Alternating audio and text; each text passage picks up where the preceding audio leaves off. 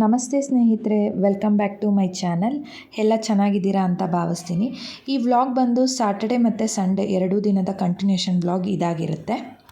ಇನ್ನು ಸ್ಯಾಟರ್ಡೆ ಮನೆಯೆಲ್ಲ ಕ್ಲೀನ್ ಮಾಡೋದಿತ್ತು, ಹಾಗಾಗಿ ಫಸ್ಟು ಟಿಫನ್ನ ಮಾಡಿಟ್ಬಿಡೋಣ ಅಂತ ಅಂದ್ಕೊಂಡೆ. ಆಮೇಲೆ ಕ್ಲೀನಿಂಗ್ ಕೆಲಸನ ಸ್ಟಾರ್ಟ್ ಮಾಡೋಣ ಅಂದ್ಕೊಂಡೆ. ಹಾಗಾಗಿ ಟಿಫನ್ಗೆ ಅಂದ್ಬಿಟ್ಟು ನಾನು ದೋಸೆನ ಮಾಡ್ಕೊಂಡಿದ್ದೆ. ಅದಕ್ಕೆ ಆಲೂಗೆಡ್ಡೆ ಪಲ್ಯ ಮತ್ತು ಚಟ್ನಿನ ಮಾಡ್ಕೊಂಡಿದ್ದೆ.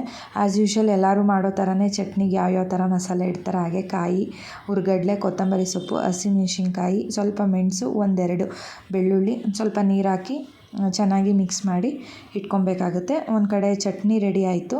ಇನ್ನೊಂದು ಕಡೆ ನಾನು ಆಲ್ರೆಡಿ ಆಲೂಗೆಡ್ಡೆನ ಸ್ವಲ್ಪ ಬೇಯಕ್ಕೆ ಹಾಕಿದ್ದೆ. ಆಲೂಗೆಡ್ಡೆನ ನಾನು ಉಂಡೆನೇ ಬೇಯೋದಕ್ಕೆ ಹಾಕೋದಿಲ್ಲ, ಅದನ್ನು ಕಟ್ ಮಾಡಿ ಹಾಕ್ತೀನಿ. ಯಾಕೆಂದರೆ ಅದು ಆಲೂಗೆಡ್ಡೆ ಒಳಗಡೆ ಸ್ವಲ್ಪ ಹುಳ ಏನಾದರೂ ಇದ್ದರೆ ಗೊತ್ತಾಗೋದಿಲ್ಲ. ಹಾಗಾಗಿ ಅದನ್ನು ಕಟ್ ಮಾಡಿ ಸಿಪ್ಪೆಲ್ಲ ತೆಗ್ದು ಬೇಯೋದಕ್ಕೆ ಹಾಕ್ತೀನಿ. ಸೊ ಬೆಂದಾದಮೇಲೆ ಅದನ್ನೆಲ್ಲ ಚೆನ್ನಾಗಿ ಸ್ಮ್ಯಾಶ್ ಮಾಡಿಕೊಂಡು ಅದೇ ಕಡಾಯಿಗೆ ಸ್ವಲ್ಪ ಎಣ್ಣೆ ಬಿಟ್ಟು ಸಾಸಿವೆ ಹಾಕಿ, ಕರಿಬೇವು ಹಾಕಿ, ಈರುಳ್ಳಿ, ಹಸಿಮೆಣ್ಸಿನ್ಕಾಯಿ ಎಲ್ಲ ಹಾಕಿ ಚೆನ್ನಾಗಿ ಫ್ರೈ ಮಾಡ್ಕೊಬೇಕಾಗುತ್ತೆ. ಒಂದು ಸ್ವಲ್ಪ ಅರಿಶಿಣದ ಪುಡಿನ ಹಾಕಬೇಕಾಗುತ್ತೆ. ಇನ್ನು ಆಲೂಗೆಡ್ಡೆ ಬೇಯಿಸುವಾಗ ನಾನು ಉಪ್ಪೇನು ಹಾಕೋದಕ್ಕೆ ಹೋಗಿರಲ್ಲ. ಒಟ್ಟಿಗೆ ಈರುಳ್ಳಿ ಮತ್ತು ಆಲೂಗೆಡ್ಡೆ ಅಳತೆ ನೋಡಿಕೊಂಡೇ ಒಟ್ಟಿಗೆ ಉಪ್ಪನ್ನು ಹಾಕ್ಬಿಡ್ತೀನಿ. ಫೈನಲಿ ಆಲೂಗೆಡ್ಡೆ ಪಲ್ಯನೂ ರೆಡಿ ಆಯಿತು. ಮಕ್ಕಳು ಎದ್ದೋಳೋಷ್ಟರೊಳಗಡೆ ಆಲೂಗೆಡ್ಡೆ ಪಲ್ಯ ಮತ್ತು ಚಟ್ನಿ ಎರಡನ್ನೂ ರೆಡಿ ಮಾಡಿಕೊಂಡೆ. ಅಷ್ಟರೊಳಗಡೆ ನನ್ನ ಮಗ ಎದ್ದು ಬಂದ. ಸರಿ ಅಂದ್ಬಿಟ್ಟು ಅವನಿಗೂ ಹಾಲು ಕಾಯಿಸ್ಕೊಟ್ಟು ನಾನೊಂದು ಸ್ವಲ್ಪ ಕಾಫಿ ಮಾಡ್ಕೊಂಡು ಕುಡಿದೆ. ದೋಸೆ ಸಂಪ್ಳಕ್ಕೆ ನಾನು ರುಬ್ಬುವಾಗ ಉಪ್ಪು ಹಾಕಿ ಇಡೋದಿಲ್ಲ. ದೋಸೆ ಹಾಕುವಾಗ ನಾನು ಹಿಟ್ಟಿಗೆ ನೋಡಿ ಉಪ್ಪನ್ನ ಹಾಕ್ಕೊತೀನಿ. ನಮ್ಮನೆಯವರು ಜಿಮ್ಮಿಂದ ಬಂದರು, ಅವ್ರಿಗೂ ಸಹ ಟಿಫನ್ನ ಹಾಕ್ಕೊಟ್ಟು ಜೊತೆಗೆ ನಾನು ಟಿಫನ್ನ ಮಾಡಿಕೊಂಡೆ. ನಾನಿವತ್ತು ದೋಸೆ ಹಾಕುವಾಗ ಹೊಸ್ದಾಗಿ ಎಕ್ಸ್ಪೆರಿಮೆಂಟ್ ಮಾಡಿದ್ದೀನಿ, ಹೊಸ ಥರ. ನನಗೆ ಈ ಹೋಟೆಲ್ಗಳಲ್ಲಿ ಮಸಾಲೆ ದೋಸೆಗೆ ಒಂದು ಮಸಾಲನ ಹಾಕ್ತಾರೆ, ಬಟ್ ಅದು ಯಾವ ಥರ ಮಸಾಲೆ ಅಂತ ಗೊತ್ತಿಲ್ಲ. ಹಂಗಾಗಿ ನಮ್ಮ ಮನೆಯಲ್ಲಿ ಉಪ್ಸಾರು ಖಾರ ಇತ್ತು, ಸೊ ಅದನ್ನೇ ಮಧ್ಯದಲ್ಲಿ ಹಾಕಿ ಆಲೂಗೆಡ್ಡೆ ಪಲ್ಯನ ಇಟ್ಟು ದೋಸೆನ ಹಾಕ್ಕೊಟ್ಟೆ. ಬಟ್ ಟೇಸ್ಟ್ ಒಂಥರ ತುಂಬಾ ಚೆನ್ನಾಗಿತ್ತು. ನಮ್ಮ ಖುಷಿ ಆ್ಯಕ್ಚುಲಿ ಕೇಳ್ತಾಯಿದ್ಲು, ಅಮ್ಮ ಈ ಥರ ಮಾಡಿಕೊಡು ಅಂತ ಅಂದ್ಬಿಟ್ಟು. ಅವಳಿಗೆ ಹಾಕ್ಕೊಟ್ಟೆ, ತುಂಬ ಖುಷಿಯಿಂದ ತಿಂದಳು.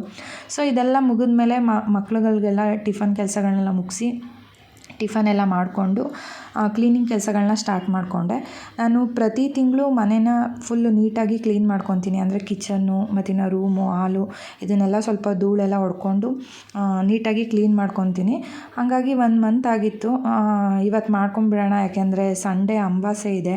ಸೊ ಹಂಗಾಗಿ ಪೂಜೆ ಮಾಡೋದಕ್ಕೆ ಸರಿ ಹೋಗುತ್ತೆ. ಅದರಲ್ಲೂ ನಮಗೆ ಭಾನುವಾರ ಮನೆ ದೇವ್ರ ವಾರ ಇರುತ್ತೆ. ಹಾಗಾಗಿ ಎಲ್ಲ ಒಟ್ಟಿಗೆ ಚೆನ್ನಾಗಿರುತ್ತೆ ಅಂತ ಅಂದ್ಕೊಂಡು ನಾನು ಎಲ್ಲ ಡೀಪ್ ಕ್ಲೀನ್ ಮಾಡ್ಕೊಳ್ಳೋಣ ಅಂತ ಅಂದ್ಕೊಂಡೆ. ಯೂಶ್ವಲಿ ಆವಾಗವಾಗ ಕ್ಲೀನ್ ಮಾಡ್ಕೊಳ್ಳೋದ್ರಿಂದ ಅಷ್ಟೊಂದು ಗಲೀಜಾಗಲಿ ಧೂಳಾಗಲಿ ಯಾವ ಥರನೂ ಇರಲಿಲ್ಲ. ಇನ್ನು ಬಾಕ್ಸ್ ಬಂದು ನಾನು ಖಾಲಿ ಆದಂಗೆ, ಅಂದರೆ ಗ್ರಾಸರೀಸು ಖಾಲಿ ಆದಂಗೆ ಅಲ್ಲಲ್ಲೇ ಅದನ್ನು ವಾಶ್ ಮಾಡಿನೇ ಇಟ್ಕೊಂಡ್ಬಿಟ್ಟಿರ್ತೀನಿ. ಬಟ್ ಆದರೂ ಈ ಥರ ಡೀಪ್ ಕ್ಲೀನಿಂಗ್ ಅಂತ ಬಂದಾಗ ಒಂದು ಸಲ ನೀಟಾಗಿ ಎಲ್ಲ ಒರೆಸಿ ಕ್ಲೀನ್ ಮಾಡಿಕೊಂಡ್ರೆ ಒಂಥರ ಸಮಾಧಾನ ಆಗೋದು. ಇನ್ನು ಪ್ರತಿದಿನ ಕಿಚನ್ ಅಂತೂ ಒರೆಸ್ಕೊಂಡಿರ್ತೀನಿ, ಹಾಗಾಗಿ ಅಷ್ಟೊಂದು ಏನೂ ಗಲೀಜೇನೂ ಆಗಿರಲಿಲ್ಲ. ಇನ್ನು ಕ್ಲೀನಿಂಗ್ ಅಂತ ಬಂದಾಗ ನಾನು ಯಾವಾಗಲೂ ಸ್ಯಾಟರ್ಡೇನೇ ಮಾಡ್ಕೊಳ್ಳೋದು. ಯಾಕೋ ಗೊತ್ತಿಲ್ಲ ಒಟ್ಟಿನಲ್ಲಿ. ಅಂದರೆ ಮೇ ಬಿ ಖುಷಿ ಬಂದು ಹಾಫ್ ಡೇ ಸ್ಕೂಲು ಮುಗಿಯುತ್ತಲ್ವ, ಹಂಗಾಗಿ ಅವಳು ಹಾಫ್ ಡೇ ಬಂದಮೇಲೆ ಸ್ವಲ್ಪ ಮಗುನ ಸಂಭಾಳಿಸ್ತಾಳವಳು, ಅಂದರೆ ನೋಡ್ಕೊತಾಳೆ. ಹಂಗಾಗಿ ನಾನೇನು ಮಾಡ್ತೀನಿ, ಸ್ವಲ್ಪ ಸ್ಯಾಟರ್ಡೇ ಟೈಮಲ್ಲೇ ಈ ಥರ ಕ್ಲೀನಿಂಗ್ ಕೆಲಸಗಳನ್ನೆಲ್ಲ ಇಟ್ಕೊಳ್ಳೋದು. ಫೈನಲಿ ಅಡುಗೆ ಮನೆ ಕ್ಲೀನಿಂಗ್ ಎಲ್ಲ ಮುಗೀತು. ಅದಾದಮೇಲೆ ರೂಮೆಲ್ಲ ಕ್ಲೀನ್ ಮಾಡಿಕೊಂಡೆ. ನನ್ನ ಮಗ ಯಾಕೋ ತುಂಬಾ ಚಂಡಿ ಮಾಡ್ತಾಯಿದ್ದ. ಆರಾಮಾಗಿ ಆಟ ಆಡ್ತಿದ್ದ ಅವನು. ಬಟ್ ಯಾಕೋ ನಾನು ಕ್ಲೀನಿಂಗ್ ಮಾಡೋದಕ್ಕೆ ಅಂತ ಕೈ ಹಾಕಿದ್ಮೇಲೆ ಸಿಕ್ಕಾಪಟ್ಟೆ ಹಿಂಸೆ ಕೊಡೋದಕ್ಕೆ ಸ್ಟಾರ್ಟ್ ಮಾಡ್ದ. ಅಂದರೆ ಅವನು ನನ್ನ ಎತ್ಕೊಳ್ಳಿ ಅಂತ ನನ್ನಿಂದನೇ ಬಂದು ನಿಂತ್ಕೊತಾ ಇದ್ದ. ಅದರಲ್ಲೂ ನಮ್ಮದು ಕಿಚನ್ ಬೇರೆ ಸ್ವಲ್ಪ ತುಂಬ ಚಿಕ್ಕ ಇದೆ, ಅಂದರೆ ಅಗಲ ಇಲ್ಲ, ಉದ್ದ ಇರೋದ್ರಿಂದ ಜಾಸ್ತಿ ಓಡಾಡೋದಕ್ಕಾಗಲ್ಲ. ಮತ್ತು ಸಾಮಾನೆಲ್ಲ ಅಲ್ಲಲ್ಲೇ ಇಟ್ಕೊಂಡಿದ್ದೆ. ಹಾಗಾಗಿ ಫಸ್ಟು ಅವನ್ನ ಮಲಗಿಸ್ಬಿಡೋಣ, ಆಮೇಲೆ ಕೆಲಸ ಮಾಡ್ಕೊಳ್ಳೋಣ ಅಂದ್ಬಿಟ್ಟು ಫಸ್ಟು ರೂಮ್ನ ಕ್ಲೀನ್ ಮಾಡಿಕೊಂಡು ಅವನ್ನ ಮಲಗಿಸ್ಬಿಟ್ಟು ಆಮೇಲೆ ಹಾಲ್ಗೆ ಕ್ಲೀನಿಂಗಿಗೆ ಅಂತ ಬಂದೆ.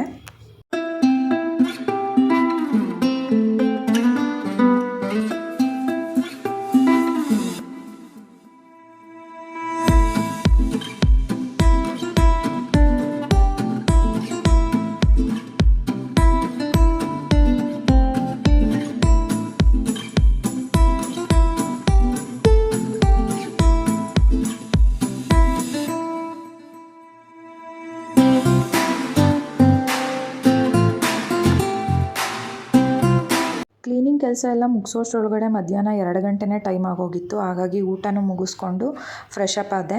ಅದಾದಮೇಲೆ ಇನ್ನು ದೇವ್ರ ಮನೆ ಕೆಲಸ ಒಂದು ಪೆಂಡಿಂಗ್ ಇತ್ತು. ಹಾಗಾಗಿ ದೇವ್ರ ಮನೆ ಕೆಲಸನ ಸ್ಟಾರ್ಟ್ ಮಾಡಿಕೊಂಡೆ. ದೇವ್ರ ಮನೆ ಬಾಗಿಲೆಲ್ಲ ಒರೆಸ್ಕೊಂಡು ರೆಡಿ ಮಾಡಿಕೊಂಡು ದೇವ್ರ ಫೋಟೋಗೆಲ್ಲ ಕುಂಕುಮ ಇಟ್ಕೊಂಡೆ. ಇಲ್ಲಿ ಗಂಧಕ್ಕೆ ಮತ್ತಿನ ವಿಭೂತಿನ ಬಳಸಿ ದೇವ್ರ ಫೋಟೋಗೆ ಕುಂಕುಮನ ಇಡ್ತೀನಿ. ಅದು ಗಂಧ ಮತ್ತಿನ ವಿಭೂತಿನ ಕಲಿಸ್ಕೊಳ್ಳುವಾಗ ಜವಾದ ಪೌಡ್ರು ಅಂತ ಯೂಸ್ ಮಾಡ್ತೀನಿ. ಅದು ಎಲ್ಲ ಗಂಧಿಗೆ ಅಂಗಡಿಲೂ ಸಿಗುತ್ತೆ. ತುಂಬ ಚೆನ್ನಾಗಿರುತ್ತೆ ಅದು ಸ್ಮೆಲ್ಲು. ದೇವ್ರ ಮನೆಯಲ್ಲಿ ಅದನ್ನು ಬಳಸೋದ್ರಿಂದ ನಾವು ದೇವಸ್ಥಾನಕ್ಕೆ ಹೋದಾಗ ಯಾವ ಥರ ನಮಗೆ ಅಂದರೆ ಫೇವರ್ ವಾಸನೆ ಬರುತ್ತೆ ಅದೇ ಥರನೇ ಇರುತ್ತೆ. ಮತ್ತಿನ್ನು ಅದು ತುಂಬ ಒಳ್ಳೆಯದು ಅಂತ ಹೇಳ್ತಾರೆ ಅದನ್ನು ಬಳಸೋದ್ರಿಂದ. ಹಾಗಾಗಿ ನಾನು ಅದನ್ನು ಅಂದರೆ ಗಂಧಕ್ಕೆ, ವಿಭೂತಿಗೆ, ಅರಿಶಿನ ಕುಂಕುಮ ಹೊಸ್ಲಿಗಿಡುವಾಗೆಲ್ಲ ನಾನು ಜವಾದ ಪೌಡ್ರನ್ನ ಯೂಸ್ ಮಾಡ್ತೀನಿ. ಫೈನಲಿ ದೇವ್ರ ಪಾತ್ರೆ ಸಾಮಾನೆಲ್ಲ ತೊಳೆದು ಮುಗಿಸೋಷ್ಟ್ರೊಳಗಡೆ ಒಂದು 5 ಗಂಟೆನೇ ಟೈಮ್ ಆಗಿತ್ತು. ನನಗಂತೂ ತುಂಬಾ ಸುಸ್ತಾಗೋಗ್ಬಿಟ್ಟಿತ್ತು. ಒಂದು 10 ನಿಮಿಷ ರೆಸ್ಟ್ ಮಾಡಿದೆ. ಆಮೇಲೆ ದೇವ್ರ ಸಾಮಾನೆಲ್ಲ ಜೋಡಿಸಿಟ್ಟೆ. ಇನ್ನು ಸಂಜೆ ನಮ್ಮ ಹಸ್ಬೆಂಡ್ ಬಂದಮೇಲೆ ಶ್ರೀನಗರ್ಗೆ ಹೋಗಿ ಹೂವು ಮತ್ತಿನ ಕಳಸಕ್ಕೆ ಎಲೆ ಎಲ್ಲ ತೊಗೊಂಬಂದು ಇಟ್ಕೊಂಡೆ. ಯಾಕೆಂದರೆ ಬೆಳಗ್ಗೆನೇ ಪೂಜೆ ಮಾಡಬೇಕಿತ್ತು. ಹಾಗಾಗಿ ಇನ್ನು ಇದಿಷ್ಟು ಕೆಲಸಗಳು ಸಾಟರ್ಡೇ ಆಗಿತ್ತು, ಅಂದರೆ ಸಾಟರ್ಡೇ ಮಾಡ್ಕೊಂಡಿದ್ದಾಯಿತು. ಇನ್ನು ನೆಕ್ಸ್ಟ್ ಡೇ ಅಂದರೆ ಸಂಡೇ ಬೆಳಗ್ಗೆ ಒಂದು 4 ಗಂಟೆಗೆಲ್ಲ ಎದ್ದು ಕಸ ಎಲ್ಲ ಗುಡಿಸಿ ಮನೆಯೆಲ್ಲ ಒರೆಸ್ಕೊಂಡೆ. ಮನೆ ಒರೆಸುವಾಗ ನಾನು ಇಲ್ಲಿ ನೀರಿಗೆ ಒಂದು ಸ್ವಲ್ಪ ಉಪ್ಪು, ಅರಿಶಿಣ, ಗಂಜಲ ಇದನ್ನೆಲ್ಲ ಹಾಕಿ ಮನೇನ ಒರೆಸ್ಕೊಂಡೆ. ಯಾಕೆ ಅಂತಂದರೆ ಇದನ್ನು ಹಾಕೋದ್ರಿಂದ ಮನೇಲಿರೋ ನೆಗೆಟಿವಿಟಿ ದೂರ ಆಗುತ್ತೆ.